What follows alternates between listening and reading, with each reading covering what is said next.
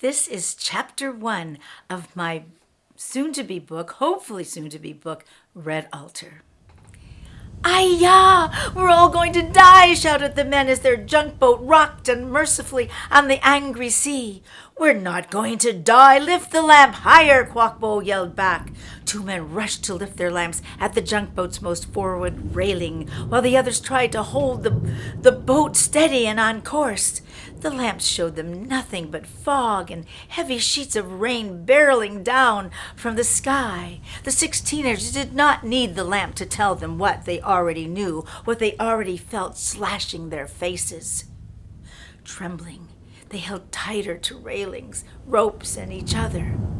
The fiercely mounting waves tossed the teens back and forth on the deck. Blinking and straining, they could see how dangerously close they were being dashed against the cliff's jagged rocks. At any moment, the lurching boat would be delivered into the ravenous jaws of the cliffs to be chewed into little bits of its rocky teeth, waiting to crush them. And below, the greedy arms of the crashing waves pushed them closer and closer to certain death. "We're not going to die," commanded Quockbo, needing to hear these words for himself, needing for the gods of the sea to hear him. Quockbo, now 18 years old, had taken charge of the journey from China to California. The teens looked to Quockbo for leadership, but truth be told, they doubted even Quockbo could save them now. Standing on the deck of the junk, they could see all the junk's 3 sails being battered and thrashed back and forth by the storm's heavy winds. The fear of dying bolted down into their guts as the wind slammed their soaked bodies and the rain pummeled their faces, every face filled with terror. "Help us!" rang out voices into the wind. "Where are we? Where is Gamsan? Where is America? Oh, Kuan Yin, Dragon King, Tin Hao ancestors, where are you? Stop the rain!" the men shouted. But their pleas were unheard. Had the gods abandoned them? The gods that they had so fervently prayed to? The rain stabbed like piercing needles at every surface of their boat. The icy wind swirled around them like manic ghosts. Their clothes, already thin from wear, were now dressed and plastered against their tired bodies like a second skin. They could barely raise their arms, their bodies limp as rags. Most of their journey had been smooth, but now what should have been the gladful end of their adventure was a nightmare. After 1.5 months at sea, it was hard to believe they once wanted to be on this junk in the middle of the Pacific Ocean. How they longed for their small fishing boats back home in China. Oh, to be safe and settled on their calm delta, eating fresh fish, sweet crab meat, vegetables their families grew and harvested for their meals. Oh, how they longed for a bowl of steaming rice, a bowl of hot winter melon soup. Instead, waves crashed against the side of their junk, tossing it like an angry child's wooden toy. Thunder cracked the air, silencing the lightning scratch, revealing how much closer they were shoved to the ragged cliffs. "Gamsan!" they shouted to each other, as the mere name of this golden city, the Chinese name for San Francisco, would make it magically appear.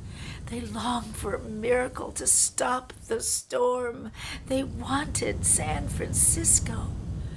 But they were nowhere near that city. The winds had pushed them south past San Francisco. The few structures on the sandy shores of the city were long gone from sight.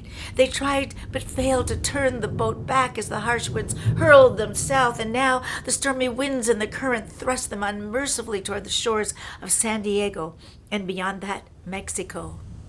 "Pull the rudder! Steer away from the shore! Pull! Turn the sails!" Quockbo commanded. And as the men frantically tried to steer the boat away from the cliffs, the wind howled like angry ancestors screeching, "Shame on you for leaving China!" "Aye!" cried out the teens as the junk was rocked and rolled by giant waves. "The storm pushed us past Gamsan, turn north, wind too strong, current too fast. Mung! Pull! Two young women, Somei, the wife of Quoc Bo, and the new wife of another young man, crawled across the deck. They wove their way, heading toward the red altar to kneel and pray for help. By now all their offerings of mandarin oranges were gone, tossed onto the deck, and rolled into the ocean, feeding some lucky sea creatures lurking below. They had tied the 2-foot-tall red-painted wooden altar to the wall. As the storm began, the women had taken the statues of the goddesses down into the bottom hull of the boat for safety. The pictures of the goddesses Tin Hao, Kuan Yin, remained pasted on the back wall. "Oh, Tin Hao, goddess of the sea, please spare us," the woman pleaded.